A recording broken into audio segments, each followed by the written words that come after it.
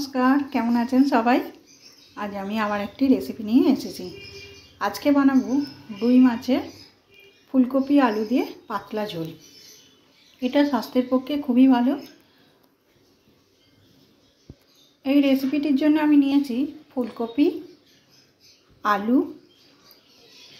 পেঁয়াজ কুচি, কাঁচা লঙ্কা, টমেটো, এখানে ধনেপাতা কুচি, আর এখানে নিয়েছি ধনে, জিরে, মৌরি আর আদা।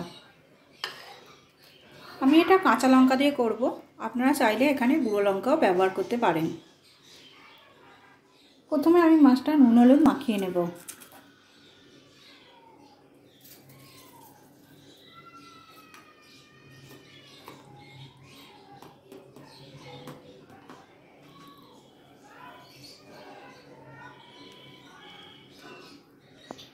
কড়াইয়ে আমি সর্ষের তেল দিয়েছি, তেলটা গরম হয়ে গেছে। আমি এবার মাছগুলো ভেজে নেব।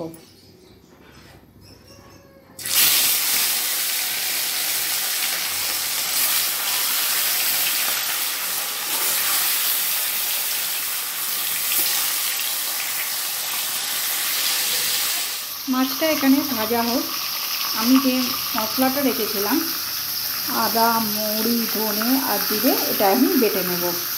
মাছটা আমি এরকম লাল করে ভেজে নিয়েছি, এবার তুলে নেব। ওই তেলেতেই আমি ফুলকপিগুলো একটু ভেজে নেব।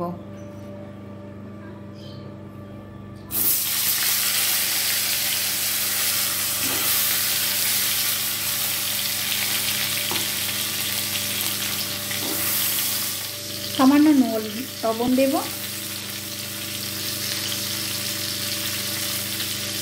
আর একটু হলুদ দেব,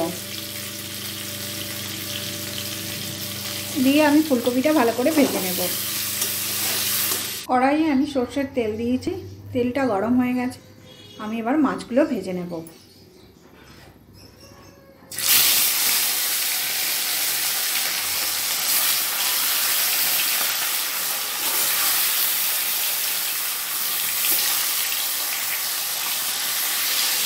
আলুটা আমি এখানে এরকম লাল করে ভেজে নিয়েছি। এবার আমি এটা তুলে রাখবো। ওই তেলেতেই আমি একটু জিরে ফোড়ন দিলাম, দিয়ে আমি একটু পেঁয়াজটা ভেজে নেব।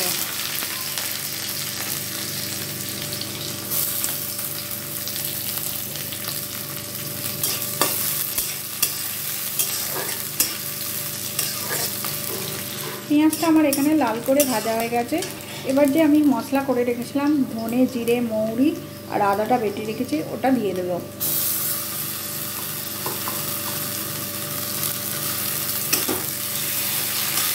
মশলাটা আমি একটু কষিয়ে নেব। মা কাকিমাদের শুনতাম যে মশলা ধোয়ার জল দিলে নাকি রান্নার স্বাদ দ্বিগুণ বেড়ে যায়। তাই এখানে আমি মশলাটা আমি যে বেটে রেখেছিলাম তার জলটা আমি এখানে দিয়ে দেব।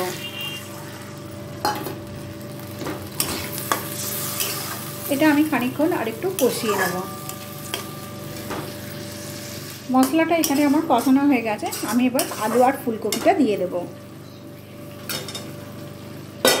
আলু আর ফুলকপিটা দিয়ে আমি একটু সেদ্ধ করে নেব। পরিমাণ বুঝে আপনারা জলটা দেবেন।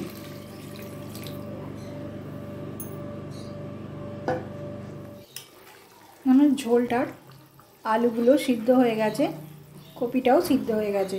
এখন মাছগুলো দিয়ে দেব। মাছ দিয়ে আমি কিন্তু বেশিক্ষণ ফোটাবো না।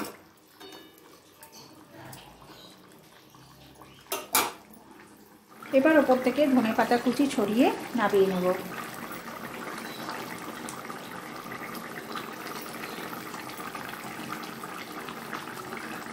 তৈরি হয়ে গেল রুই মাছের ফুলকপি আলু দিয়ে পাতলা ঝোল। এই গরমকালে খুব স্বাস্থ্যের পক্ষে খুবই ভালো।